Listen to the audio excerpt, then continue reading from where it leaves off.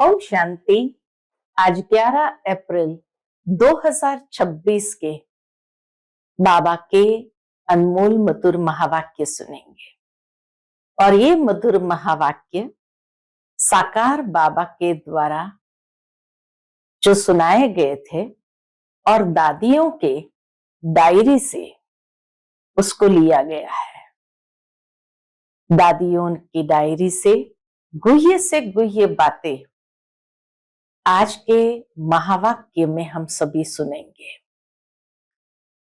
इन महावाक्यों में ज्ञान, योग, धारणा और सेवा चारों ही सब्जेक्ट को लेकर के कैसी हमारी आंतरिक स्थिति होनी चाहिए, उन स्थितियों का वर्णन विशेष रूप से किया गया है कि जब ज्ञान की बातें सुनते हैं उस समय हमारी स्थिति कैसी हो, सेवा करते हैं तो सेवा करते समय हमारी स्थिति कैसी होनी चाहिए। एक एक बात को बहुत महीनता से बाबा ने स्पष्ट किया है। ओम शांति। मुरली का सार है अंतर्मुखी बच्चे। आज बाबा ने संबोधित किया है अंतर्मुखी बच्चे, ज्ञान रूप अवस्था में रहकर इन महावाक्य को धारण करो, तब अपना व अन्य आत्माओं का कल्याण कर सकेंगे। दादियों की डायरी से। ओम शांति। हर एक पुरुषार्थी बच्चे को पहले अंतर्मुख अवस्था अवश्य धारण करनी है। क्यों अंतर्मुखी होकर के बैठना है? तो बाबा कहते हैं अंतर्मुखता में बड़ा ही कल्याण समाया हुआ है। इस अवस्था से ही अचल, स्थिर, धैर्यवत, निर्माण चित्त इत्यादि दैवी गुणों की धारणा हो सकती है तथा संपूर्ण ज्ञानमय अवस्था प्राप्त हो सकती है। अंतर्मुखता की स्थिति जितनी होगी उतनी ही हमारी संपूर्ण ज्ञानमय अवस्था हो सकती है और अंतर्मुखता के आधार से ही दूसरे दैवी गुणों को भी सहजता से हम धारण कर सकते, जैसे अचल, स्थिर, धैर्यवत, निर्माण चित्त अवस्था। अंतर्मुख न होने के कारण वह संपूर्ण ज्ञान रूप अवस्था नहीं प्राप्त होती, क्योंकि जो भी कुछ महावाक्य सन्मुख सुने जाते हैं अगर उसे गहराई में जाकर ग्रहण नहीं करते, सिर्फ उन महावाक्यों को सुनकर रिपीट कर देते हैं, तो वह महावाक्य वाक्य हो जाते हैं। महावाक्य वाक्य हो जाते हैं। तो अंतर्मुख अवस्था से ही जो संपूर्ण ज्ञानमय अवस्था है, उससे जब महावाक्य को सुनते हैं तो वो महावाक्य सहजता से ग्रहण होते हैं। नहीं तो बाबा कहते खाली अगर मुरली रिपीट कर दिया तो वो महावाक्य महावाक्य नहीं रहते हैं, वाक्य हो जाते हैं। जो ज्ञान रूप अवस्था में रहकर महावाक्य नहीं सुने जाते, उन महावाक्यों पर बहुत गहराई की बात बाबा ने बताई है, उन महावाक्यों पर माया का परछाया पड़ जाता है। अर्थात साधारण अवस्था है और महावाक्य सुन रहे हैं तो उन महावाक्यों के ऊपर भी माया का परछाया पड़ जाता है। अब ऐसी माया के अशुद्ध वाइब्रेशन से भरे हुए महावाक्य सुनकर सिर्फ रिपीट करने से खुद सहित औरों का कल्याण होने के बदले अकल्याण हो जाता है। इसलिए हे बच्चे, एकदम अंतर्मुखी बन जाओ। बाबा कहते इसलिए हे बच्चों एकदम अंतर्मुखी बन जाओ, क्योंकि अंतर्मुखी अवस्था में ही धारणा भी होती है, संपूर्ण ज्ञानमय अवस्था होती है और तब हर एक महावाक्य महावाक्य के रूप में धारण होता है। साधारण स्थिति है, अंतर्मुखी नहीं है, तो वो महावाक्य वाक्य बन जाते हैं और उसमें माया का परछाया पड़ने से फिर वो अशुद्ध वाइब्रेशन से भर जाते हैं, तो न खुद का कल्याण हो सकता है न औरों का कल्याण कर सकते हैं। दूसरी पॉइंट है, आपका ये मन मंदिर सदृश है। हमारा ये मन मंदिर सदृश है। जैसे मंदिर से सदैव खुशबू आती है, ऐसे मन मंदिर जब पवित्र बनता है तो संकल्प भी पवित्र इमर्ज होते हैं। मन मंदिर के समान है और उसमें जब पवित्रता आ जाती है तो संकल्प भी पवित्र इमर्ज होते हैं। जैसे मंदिर में सिर्फ पवित्र देवी देवताओं के ही चित्र रखे जाते हैं, न कि दैत्यों के। दैत्यों के चित्र वहां नहीं रखे जाते, देवी देवताओं के चित्र रखे जाते। ऐसे तुम बच्चे अपने मन व दिल रूपी मंदिर को सर्व ईश्वरीय गुणों की मूर्तियों से सजा दो। इतनी सुंदर बात बाबा ने कही कि ऐसे तुम बच्चे अपने मन व दिल रूपी मंदिर को सर्व ईश्वरीय गुणों की मूर्तियों से सजा दो। तो गुणों रूपी मूर्तियां होगी तो वहां असुर यानी जो अवगुण रूपी दैत्य वहां नहीं समा सकते हैं। तो ईश्वरीय गुणों की मूर्तियों से सजा दो। कौन से गुण? निर्मोह, निर्लोभ, निर्भय, धैर्यवत, निरअहंकार इत्यादि। निर्मोह, निर्लोभ, निर्भय, धैर्यवत, निरअहंकार इत्यादि, क्योंकि ये सब तुम्हारे ही दैवी लक्षण है। ये सब हमारे ही दिव्य लक्षण है। आप बच्चों को अपने मन मंदिर को उजियारा अर्थात संपूर्ण शुद्ध बनाना है।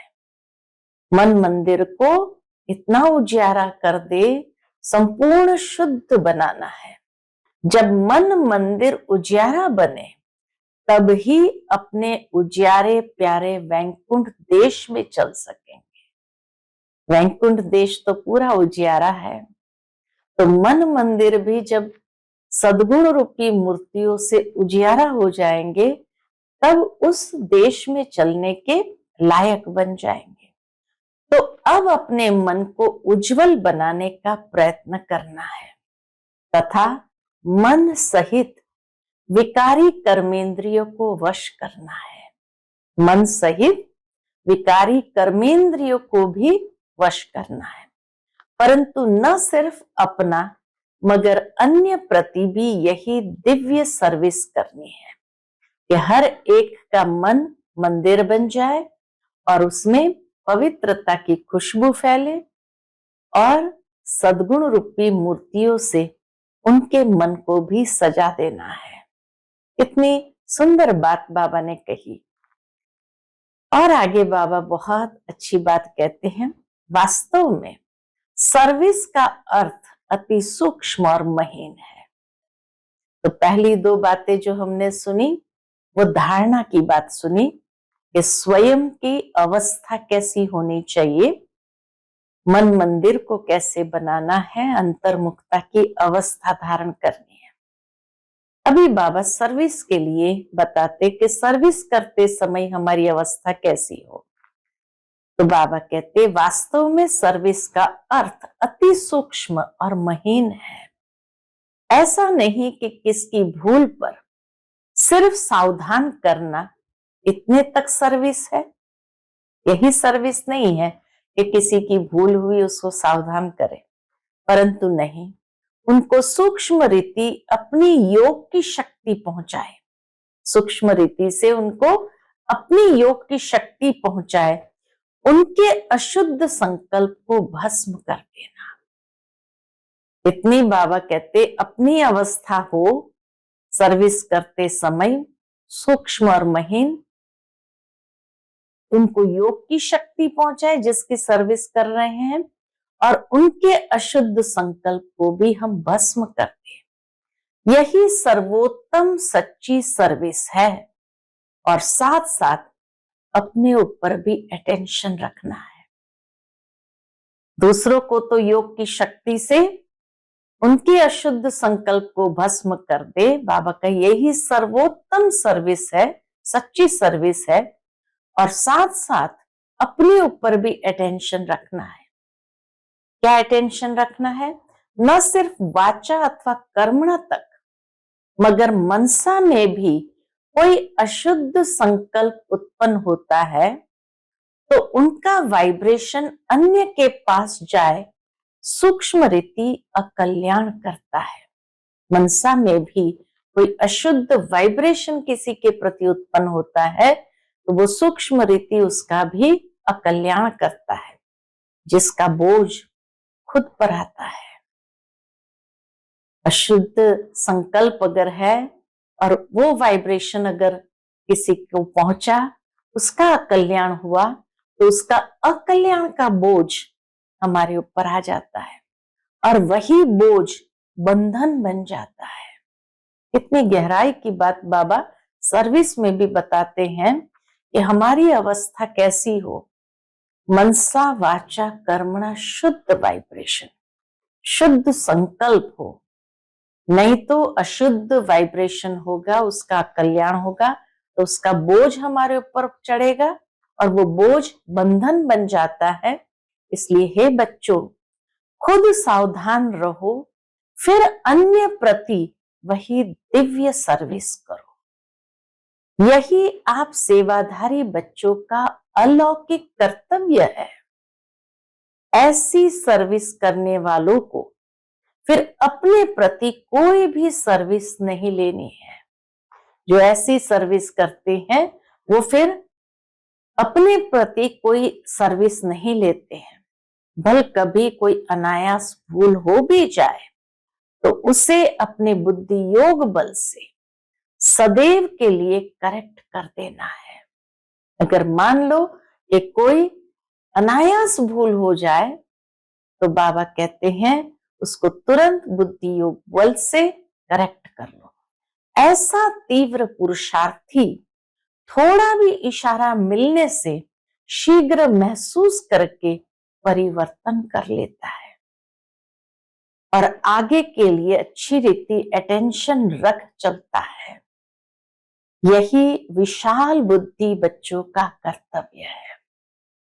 तो सर्विस के लिए भी कितनी सुंदर बात बाबा ने गहराई की बताई कि अपने ऊपर न बोझ न बंधन बनाना है कोई भी संकल्प को, और अनायास अगर कोई भूल हो जाए तो उसको फौरन करेक्ट करे और जो इशारा मिले उसको महसूस कर परिवर्तन कर लेना है। फिर बाबा कहते, हे मेरे प्राणों, इतना प्यार से बाबा कहते हैं, हे मेरे प्राणों, परमात्मा द्वारा रचे हुए इस अविनाशी राजस्व ज्ञान यज्ञ प्रति तन मन धन को संपूर्ण रीति से स्वाहा करने का राज बहुत महीन है। बाबा कहते हैं इस अविनाशी राजस्व ज्ञान यज्ञ के प्रति अपना तन मन धन को संपूर्ण रीति से स्वाहा करने का राज भी बहुत महीन है। क्या राज है वो बाबा समझाते हैं। जिस घड़ी आप कहते हो कि मैं तन मन धन सहित यज्ञ में स्वाहा अर्थात अर्पण हो मर चुका, उस घड़ी से लेकर अपना कुछ भी नहीं रहता। जिस समय ये कह दिया कि मैं तन मन धन सहित यज्ञ में स्वाहा अर्थात अर्पण हो मर चुका, उस घड़ी से लेकर अपना कुछ भी नहीं रहता। उसमें भी पहले तन मन को, धन तो बाद की बात है, पहले तन मन को संपूर्ण रीति से सर्विस में लगाना है। स्वाहा होना माना उनको संपूर्ण रीति से सर्विस में लगाना है। जब सब कुछ यज्ञ अथवा परमात्मा के प्रति है, तो फिर अपने प्रति कुछ रह नहीं सकता। सब कुछ परमात्मा के प्रति है तो अपने प्रति कुछ रह नहीं सकता। धन भी व्यर्थ नहीं गंवा सकते, मन भी अशुद्ध संकल्प विकल्प तरफ दौड़ नहीं सकता, क्योंकि परमात्मा को अर्पण कर दिया। जब परमात्मा को अर्पण कर दिया तो तन मन धन तीनों व्यर्थ के तरफ नहीं जा सकता, अशुद्ध तरफ नहीं दौड़ सकता, क्योंकि ये परमात्मा का हो चुका।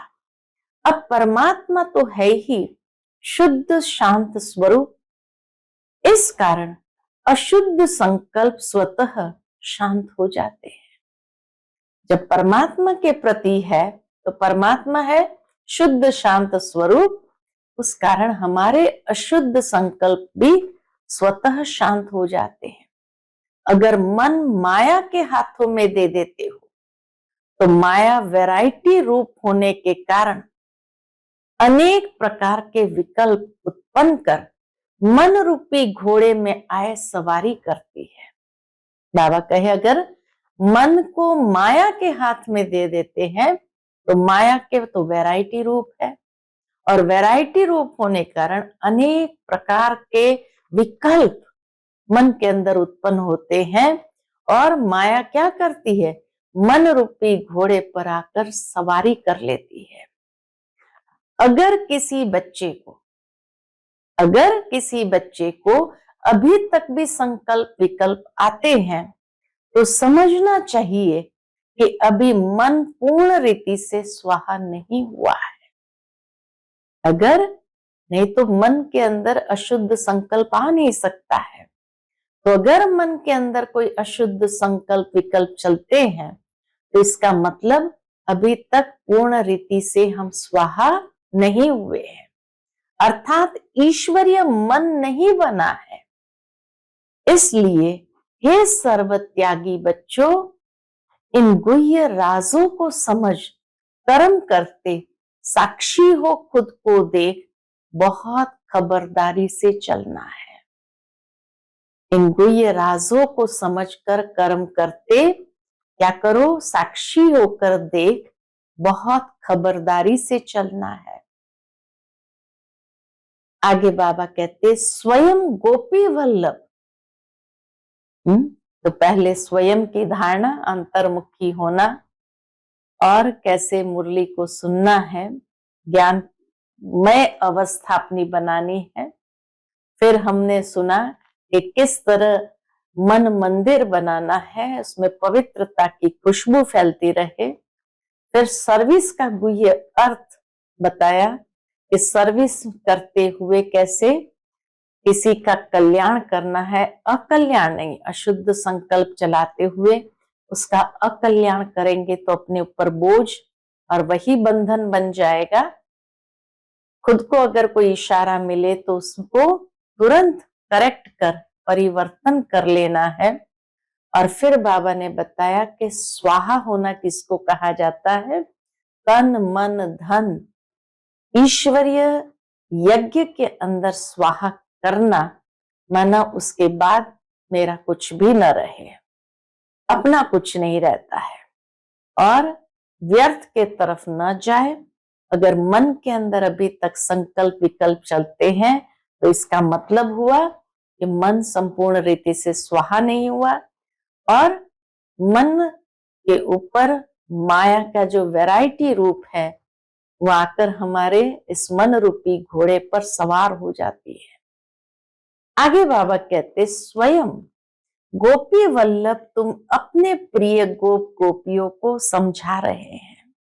क्या समझा रहे हैं कि तुम हर एक का वास्तविक सच्चा प्रेम कौन सा है। गोपी वल्लभ गोपियों को समझा रहा है कि तुम्हारा वास्तविक सच्चा प्रेम कौन सा है, क्योंकि गोपियों का तो सच्चा प्रेम बाबा के साथ, गोपी वल्लभ के साथ था। वो कौन सा है। हे प्राणों, तुम्हें एक दो की प्रेम भरी सावधानी को स्वीकार करना है। तुम्हें एक दो की प्रेम भरी सावधानी को स्वीकार करना है, क्योंकि जितना प्रिय फूल उतना ही श्रेष्ठ परवरिश। जितना प्रिय फूल उतनी ही श्रेष्ठ परवरिश। फूल को वैल्यूएबल बनाने अर्थ माली को कांटों से निकालना ही पड़ता है। दुनिया के अंदर जो रोज गार्डन्स होते हैं, वहां के माली जो है इतना ध्यान रखते हैं उन गुलाब के फूलों का, और उनको और वैल्यूएबल बनाने के लिए ज्यादा समय चलता रहे, वो फूल फ्रेश रहे, उसके लिए वहां के माली क्या करते हैं, कांटों से निकालना पड़ता है, कांटों से उसको अलग कर देते हैं। वैसे तुम्हें भी जब कोई सावधानी देता है तो समझना चाहिए जैसे कि उसने मेरी परवरिश की, उसने मेरी पालना की, अर्थात मेरी सर्विस की है।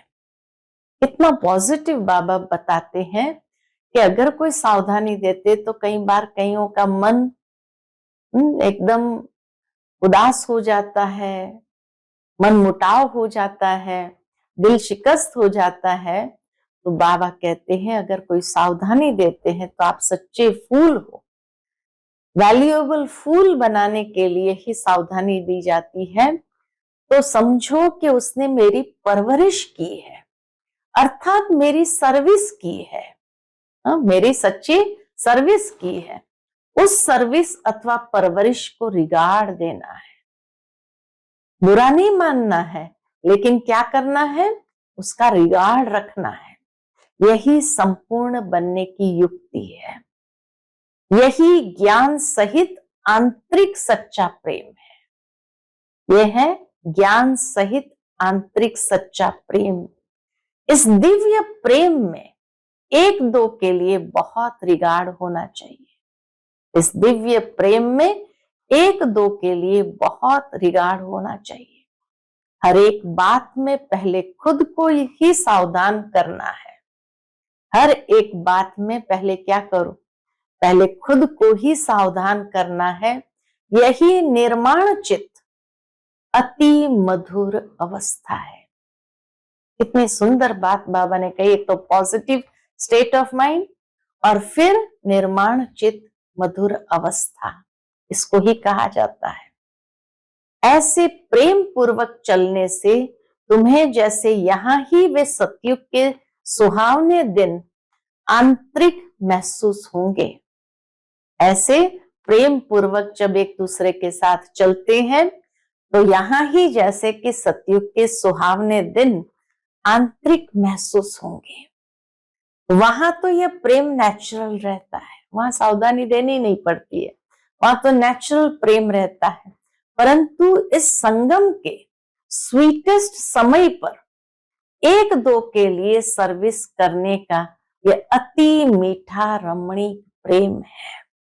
यही शुद्ध प्रेम जग में गाया हुआ है। इसको कहा जाता शुद्ध प्रेम, और यही जग में गाया हुआ है। कितना पॉजिटिव स्टेट ऑफ माइंड और कितनी श्रेष्ठ स्टेट ऑफ माइंड कहा जाता है।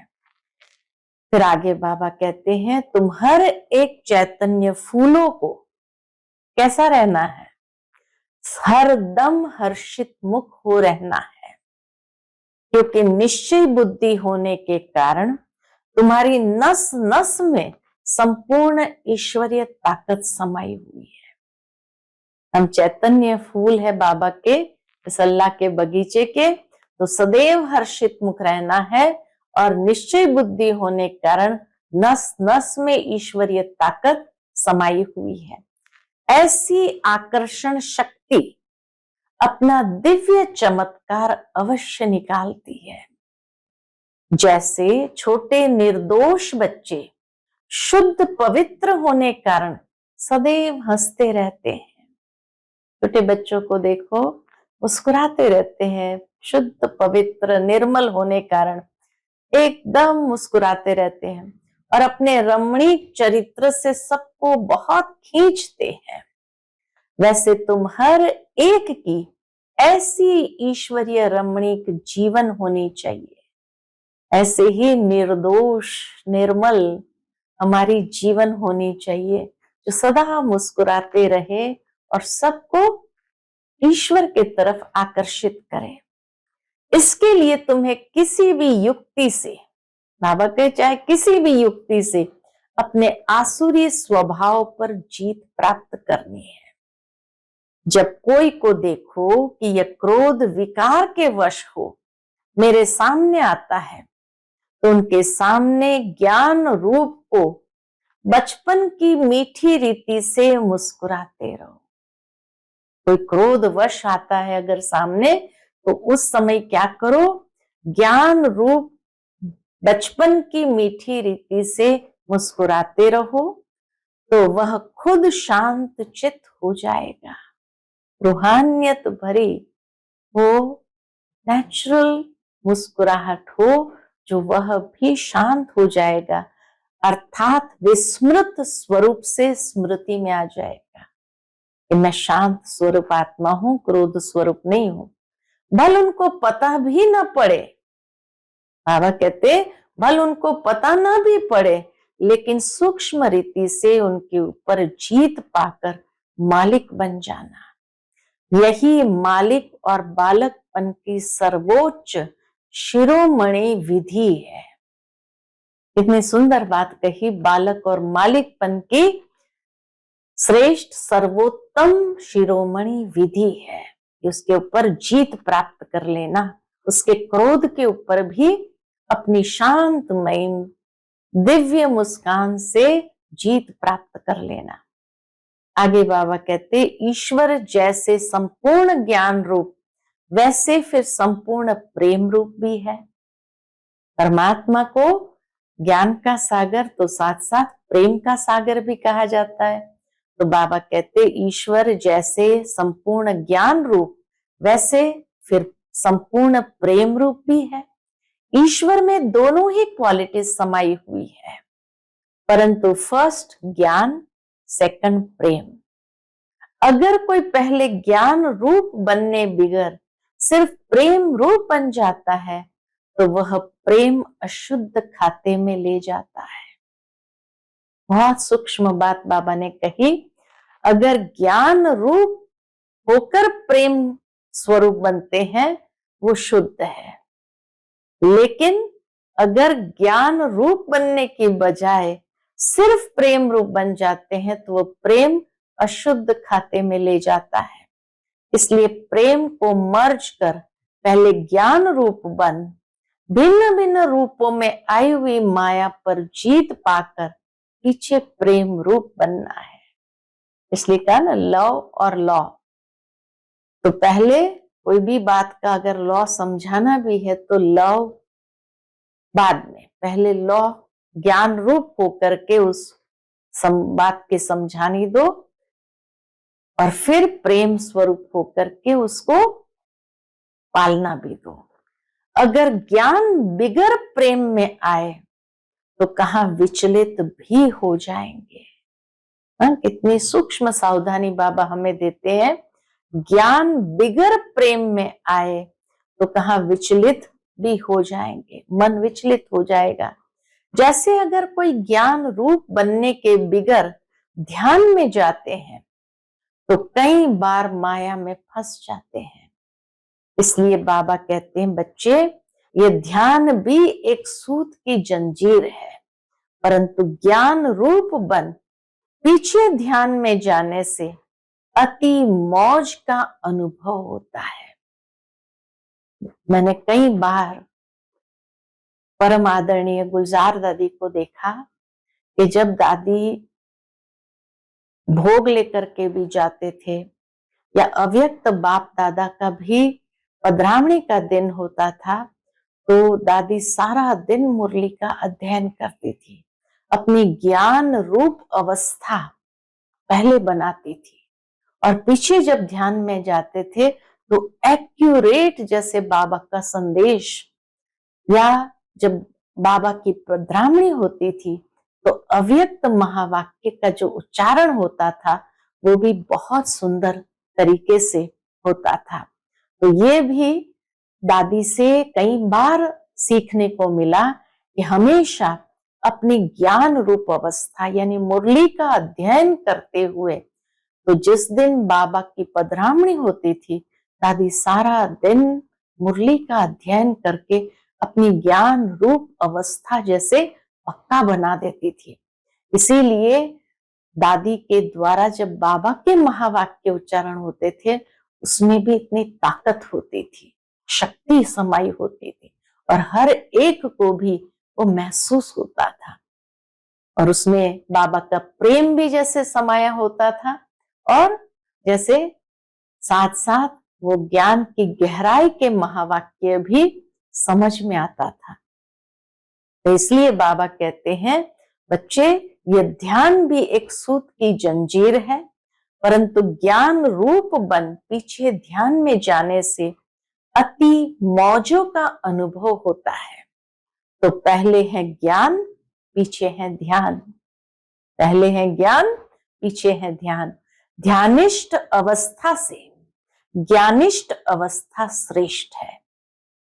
ध्यानिष्ठ अवस्था से भी ज्ञानिष्ठ अवस्था श्रेष्ठ है। इसलिए हे बच्चों, पहले ज्ञान रूप बन फिर प्रेम इमर्ज करना है। ज्ञान बिगर सिर्फ प्रेम इस पुरुषार्थी जीवन में विघ्न डालता है। ज्ञान रूप होकर के प्रेम रूप बनो तो पुरुषार्थी जीवन में कभी विघ्न नहीं आएगा।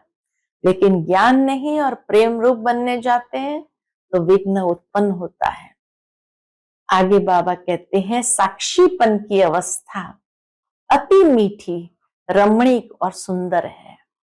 साक्षीपन की अवस्था अति मीठी, रमणीक और सुंदर है। साक्षी हो जाओ, ड्रामा को देखते हुए जब साक्षी हो जाते हैं तो अति मीठी, रमणीक और सुंदर अवस्था है। इस अवस्था पर ही आगे के जीवन का सारा मदार है। आगे जीवन में जो हलचल अगर आती भी है तो उसका कारण है साक्षीपन की अवस्था नहीं। तो इस अवस्था पर ही आगे के जीवन का सारा मदार है। जैसे कोई के पास कोई शारीरिक भोगना आती है, अंतिम समय तो चारों ओर से पेपर आने हैं और उसमें भी विशेष शारीरिक भोगना आती है। उस समय अगर वह साक्षी सुख रूप अवस्था में उपस्थित हो, उसे भोगता है, तो पास्ट कर्म को भोग चुकतू भी करता है और साथ साथ फ्यूचर के लिए सुख का हिसाब भी बनाता है। बहुत गहरी बात यहाँ बाबा ने बताई है कि साक्षीपन की अवस्था से मान लो कि अगर कोई कार्मिक हिसाब किताब भी आया तो उसको भोगते हुए पास्ट कर्मों को भोग चुकतू भी करता है। साक्षीपन की अवस्था से उसको चुकतू भी करता है और कोई व्यर्थ संकल्प नहीं चलाता है कि क्या हो गया, इससे तो शरीर छूट जाए तो अच्छा है, या जैसे तंग हो करके साक्षीपन नहीं होगा तो तंग हो जाएगा और तंग होकर के संकल्प चलाएगा तो फ्यूचर भी उसका नहीं बनता है। लेकिन अगर साक्षीपन की अवस्था में उपस्थित होकर के उसको भोगता है, कोई व्यर्थ संकल्प नहीं चलाता है, तो साथ साथ फ्यूचर के लिए भी सुख का हिसाब बनाता है, वो सुखदायी बन जाता है। व्यर्थ संकल्प, तंग होने वाले संकल्प से अगर उसको भोगता है तो और कड़ा बंधन हो जाता है और वो बीमारी की भोगना और अधिक कड़ी हो जाती है। तो यह साक्षीपन की सुख रूप अवस्था पास्ट और फ्यूचर दोनों से कनेक्शन रखती है। साक्षीपन की सुख रूप अवस्था प्रेजेंट तो है ही है और फ्यूचर का भी कनेक्शन रखती है। तो इस राज को समझने से कोई भी ऐसे नहीं कहेगा कि मेरा यह सुहावना समय सिर्फ चुकतू करने में चला गया। नहीं, यही सुहावना पुरुषार्थ का समय है। यह भी एक प्रकार से सूक्ष्म पुरुषार्थ है कि शारीरिक भोगना अपना कार्य कर रही है, साक्षी होकर के उसको भी चुकतू करो, वो सुखमय स्वरूप होकर के और फ्यूचर के लिए भी वो हिसाब सदा के लिए समाप्त हो जाए। अगर व्यर्थ संकल्प चलाते हुए उसको चुकतू करेंगे, खुशी नहीं होगी, साक्षीपन की अवस्था नहीं होगी, तो और कड़ा बंधन होने कारण और ज्यादा भोगना अनुभव कराएगा। इसीलिए बाबा कहते हैं यही सुहावना पुरुषार्थ का समय है, जिस समय दोनों कार्य संपूर्ण रीति सिद्ध होते हैं। ऐसे दोनों कार्य को सिद्ध करने वाला तीव्र पुरुषार्थी ही अतीन्द्रिय सुख व आनंद के अनुभव में रहता है। साक्षीपन की अवस्था होगी तो अतीन्द्रिय सुख व आनंद के अनुभव में रहेगा, कड़ा बंधन नहीं होगा, चुक्त भी हो जाएगा और फ्यूचर के लिए भी सुखमय अवस्था हो जाएंगी या सुख का संबंध बनने लगेगा। तो बहुत गहरी गहरी बातें बाबा की सुन रहे हैं। इस वैरायटी, अब बाबा ड्रामा की बात पर ले आता है और बहुत सुंदर ड्रामा की बात भी बाबा ने समझाई है। इस वैरायटी विराट ड्रामा की हर एक बात में तुम बच्चों को संपूर्ण निश्चय होना चाहिए।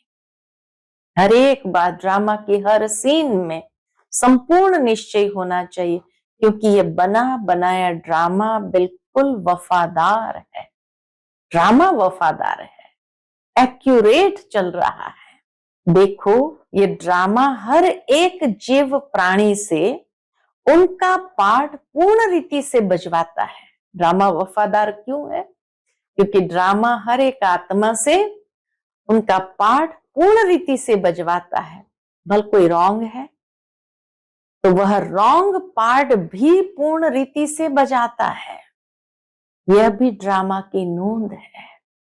अगर वो रॉन्ग पार्ट बजाता तो हम क्वेश्चन नहीं कर सकते कि रॉन्ग क्यों बजा रहा है। ये भी एक्यूरेट है, ड्रामा की नोंद है। जब रॉन्ग और राइट दोनों ही प्लान में नूंदे हुए हैं तो फिर कोई बात में संशय उठाना ये ज्ञान नहीं है। बाबा कहते हैं ये ज्ञान नहीं है, क्योंकि हर एक एक्टर अपना अपना पार्ट बजा रहा है।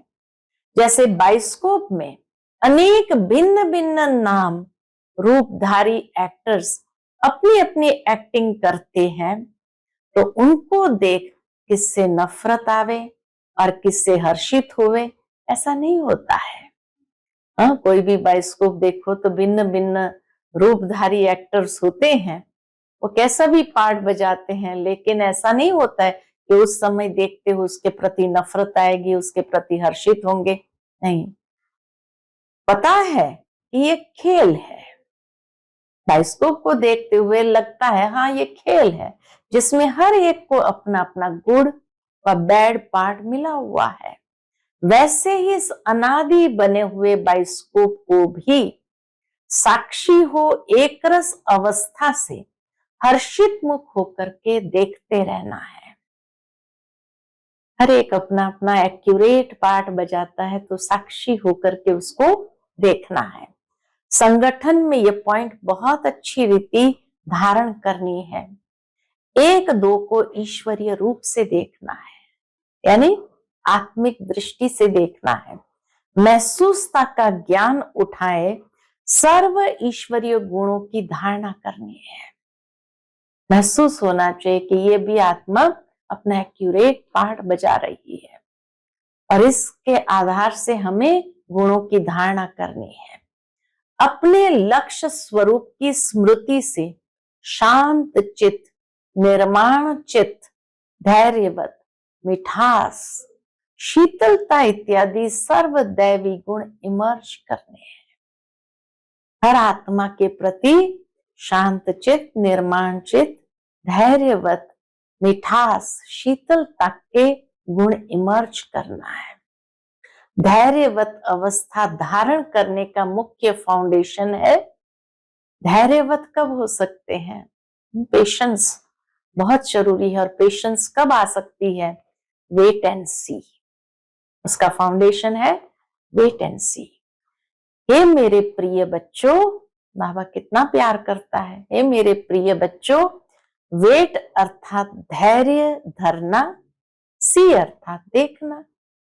धैर्यवत होकर के देखना है, वेट एंड सी। अपने दिल भीतर पहले धैर्यवत गुण धारण कर, उसके बाद फिर बाहर में विराट ड्रामा को साक्षी होकर देखना है। जब तक कोई भी राज सुनने का समय समीप आवे, तब तक धैर्यवत गुण की धारणा करनी है। समय आने पर उस धैर्यता के गुण से राज सुनने में कभी भी विचलित नहीं होंगे। समय आने पर उस धैर्यता के गुण से राज सुनने में कभी भी विचलित नहीं होंगे। इसलिए हे पुरुषार्थी प्राणों, इतना बाबा प्यार करते, हे पुरुषार्थी प्राणों जरा ठहरो और आगे बढ़कर राज देखते चलो। इसे ही धैर्यवत अवस्था से सारा कर्तव्य संपूर्ण रीति से सिद्ध होता है। ऐसी धैर्यवत अवस्था होगी तो सारा कर्तव्य भी सिद्ध होता है। ये गुण निश्चय से बांधा हुआ है। धैर्यवत अवस्था साक्षी अवस्था का फाउंडेशन है, वेट एंड सी, यानी धैर्यवत अवस्था। और ये धैर्यवत अवस्था ही निश्चय से बांधा हुआ है। जितना निश्चय बुद्धि होंगे उतना संकल्प विकल्प नहीं चलेंगे। ऐसे निश्चय बुद्धि साक्षी दृष्टा हो, हर खेल को हर्षित चेहरे से देखते, आंतरिक धैर्यवत और अडोल चित्त रहते हैं। यही ज्ञान की परिपक्व अवस्था है। यही ज्ञान की परिपक्व अवस्था है, जो अंत में संपूर्णता के समय प्रैक्टिकल में रहती है। इसलिए बहुत समय से लेकर इस साक्षीपन की अवस्था में स्थित रहने का परिश्रम करना है। काफी समय के अभ्यास से बाबा कहते हैं ये साक्षीपन की अवस्था हमारी विकसित होगी। ये परिश्रम करना है, मेहनत है इसमें, परिश्रम माना मेहनत है इसमें। और इसको ही ज्ञान की परिपक्व अवस्था कहा जाता है, जो अंत समय बहुत काम आएगी।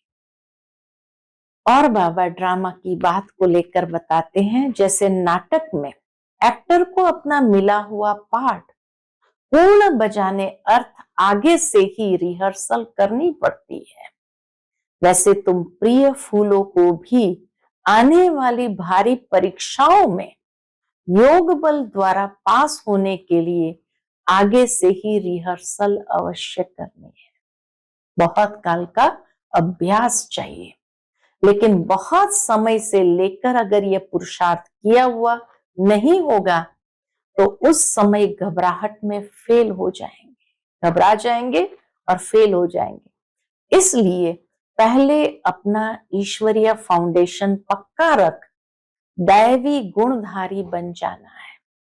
अपना ईश्वरीय फाउंडेशन को पक्का रख दैवी गुणधारी बन जाना है।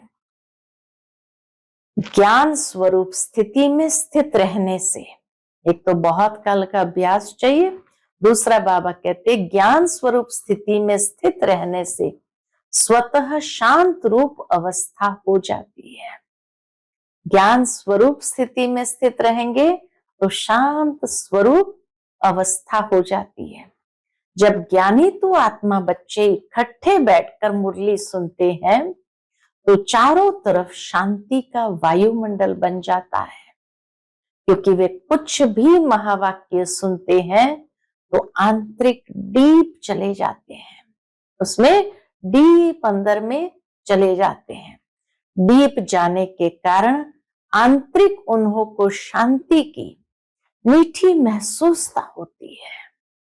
जितना उन महावाक्यों में गहराई में चले जाते हैं तो शांति की मीठी महसूसता होती है। अब इसके लिए कोई खास बैठकर मेहनत नहीं करनी है, परंतु ज्ञान की अवस्था में स्थित रहने से ये गुण अनायास आ जाते हैं।